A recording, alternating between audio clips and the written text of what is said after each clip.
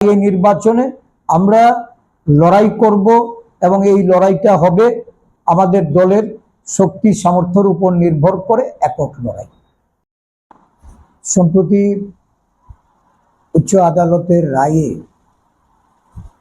দীর্ঘদিন অপেক্ষার পর অটোনমাস ডিস্ট্রিক্ট কাউন্সিলের ভিলেজ কাউন্সিল নির্বাচনের দিনক্ষণ ঘোষণা হয়েছে। আমরা প্রথমেই উচ্চ আদালতের রায়কে স্বাগত জানাই। তৃণমূল স্তরের আদিবাসীদের ক্ষমতায়ন এবং প্রশাসনিক কাজে অংশদারিত্ব, প্রতিনিধিমূলক যে তাদের অংশগ্রহণ, এটাকে নিশ্চিত করেছে আদালতের রায়ে। এটা অত্যন্ত দুর্ভাগ্যজনক যে বিগত প্রায় এক দশক ধরে ভিলেজ কাউন্সিলের নির্বাচিত প্রতিনিধিরা তারা তাদের দায়িত্ব পালন করতে পারেননি। আদিবাসী জনগণের উন্নয়নে যে কাজের যে মূল স্রোত, তাদের কর্মসংস্থান, তাদের অর্থনৈতিক সামাজিক যে তাদের উন্নয়ন, এটা স্তব্ধ হয়েছিল।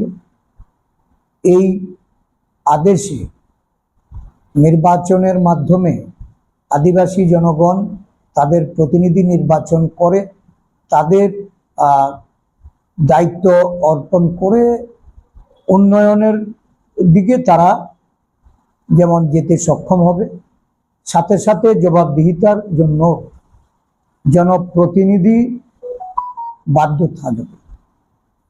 বিগত কয়েক বছর ধরে যারা এডিসি প্রশাসন পরিচালনা করছেন, নানা দুর্নীতি, নানা ধরনের অর্থের অপচয়, নানাভাবে এই আদিবাসী জনগণ তাদের সুযোগ সুবিধা থেকে বঞ্চিত হয়ে রয়েছেন।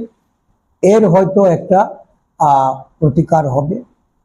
নতুনভাবে ভিলেজ কাউন্সিলগুলি নির্বাচিত প্রতিনিধি পাবে এবং সারা রাজ্য জুড়ে এই ভিলেজ এলাকার যে উন্নয়নের এটা গতি পাবে। বর্তমান শাসক দল বা রাজ্যে যারা শরিকি দল হিসাবে এই এডিসিতে যারা আছেন, যদিও তারা ওই আদালতের রায়ের মাধ্যমে সেখানে নির্বাচন করার যে প্রক্রিয়া, সেই প্রক্রিয়াতে যেতে হয়েছে, কিন্তু শরিক হয়েও এই বিষয়টা নিয়ে তারা কখনো সোচ্চার ছিলেন না। যদি আদিবাসীদের উন্নয়নের বিষয়ে তারা মনে করতেন যে শরিককে চাপ সৃষ্টি করে বা শরিককে বাধ্য করা, আর শরিক যদি এই দায়িত্ব পালনে অসফল হইয়া থাকে, তাহলে তাদের কাছ থেকে সমদূরত্ব বজায় রাখা, কিন্তু সেটা তারা করেননি। এটাই আশ্চর্যের বিষয়। দেরিতে হলেও আজকে ভিলেজ কাউন্সিল নির্বাচন অনুষ্ঠিত হতে যাচ্ছে। ত্রিপুরা প্রদেশ কংগ্রেস তার শক্তি অনুযায়ী, সাংগঠনিক শক্তি অনুযায়ী এই নির্বাচনে লড়াই করবে।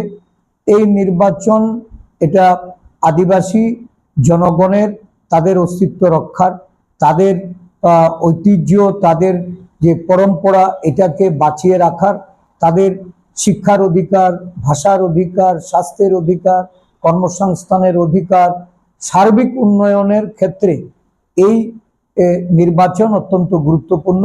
তাই এই নির্বাচনে আমরা লড়াই করব এবং এই লড়াইটা হবে আমাদের দলের শক্তি সামর্থ্যের উপর নির্ভর করে একক লড়াই।